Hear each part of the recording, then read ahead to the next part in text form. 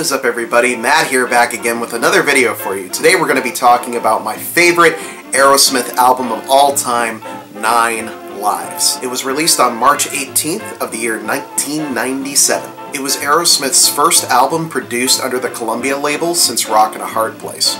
It proved very popular and won a Grammy for the single Pink and actually reached #1 in America. Good job.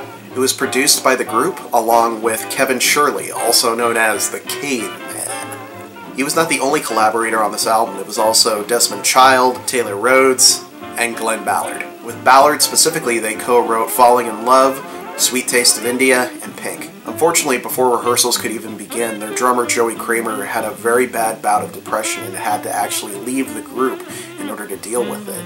And during that time, word got out that he had left, and there were rumors flying around that, is the band going to break up? Is this the end? What's going to happen? To fill in for Kramer, they brought in Steve Ferrone, who had played with Eric Clapton, the Bee Gees, Average White Band, and Tom Petty, just to name a few. Kramer would successfully battle his depression and return to the group in much better spirits.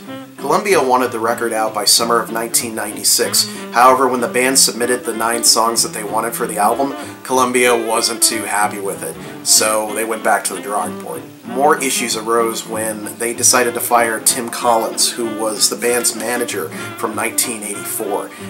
The band felt that Collins would pit band members against each other and make them fight, so they were like, you know what, you helped us out, got us our comeback, but we just can't work like this anymore, and he was sacked.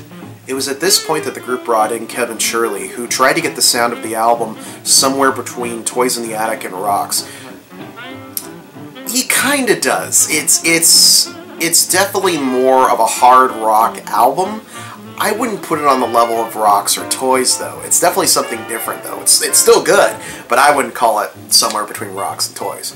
The band started completely over from scratch. All the songs they had previously recorded, they threw them out, started all over again. And this is something that I feel a lot of good artists have to be able to do.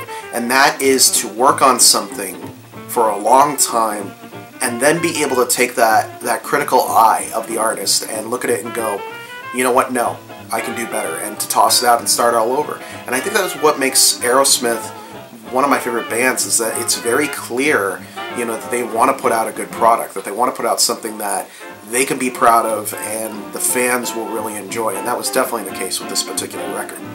9 Lives is the lead single off the album. It was actually performed live when Aerosmith guested on Saturday Night Live, and that song would also be featured in the video game Dead or Alive 3, and it would be featured on Aerosmith's Disney World attraction, the Rock and Roller Coaster. Very cool.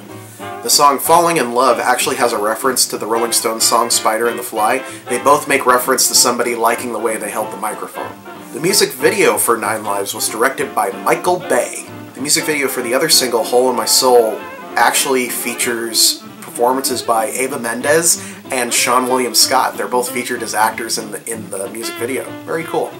The song Taste of India actually gets its title from a restaurant that the band members saw. They were like, you know what, that'd be a good title for a song. And it was!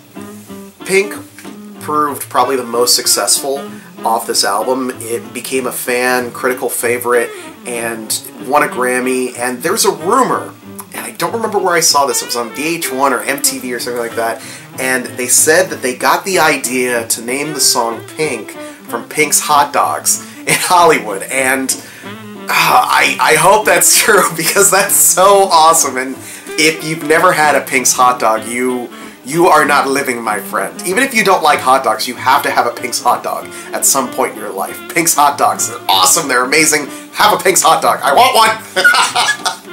The music video for Pink was really cool. They took actors and then, using computer graphics, they put the heads of the band members on the people that were in the video. It was really cool and kind of different for the time. You watch it now and it's like, okay, this is kind of silly, but I think it still kind of holds up, so definitely check that out as well.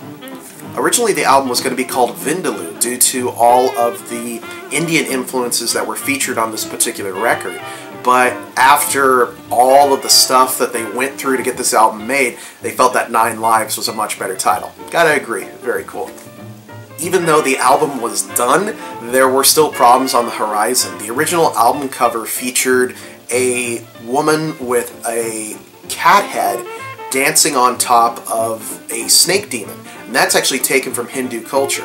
Well, the Hindu community found out about this, saw the art, felt it was offensive, and so they had to change it, ending up with the album cover we have now with the Catman strapped to the knife thrower's wheel.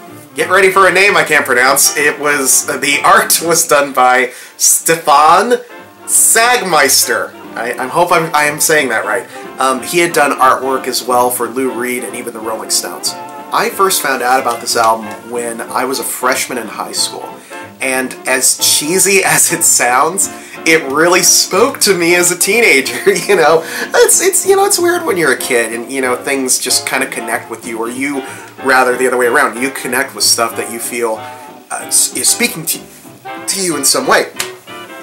And that was definitely the case with this album. I listened to it and I was able to be like, oh, well, that makes sense, and that makes sense, and it was really cool because it was the first time I had ever experienced that with a record. I was always like, well, it's just music, but this was the one that kind of helped me make those connections. It was really cool, and I don't think it left my CD player for like a good couple months. It was pretty much all that I listened to. I loved every single track that was on this particular record, and it was the first, like, deep Aerosmith album I got into. It was the first one that wasn't like a greatest hits album or one that was really well known, to me at least at the time.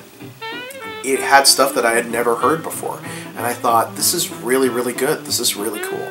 Getting this album on vinyl was a dream for me. I never even thought I'd be able to, I would ever even hold it in my hands, because I knew they had done an original run, and those were pretty sparse, that those were pretty rare, and luckily I was able to find a reissue, and I was like, reissue or not, I love this album, I love the music, I really want this. And so it was, corny as it was really a dream come true when I found it, because I was like, I love every song, I need it, it's so cool, and it sounds so great on vinyl. It has a great room-filling sound.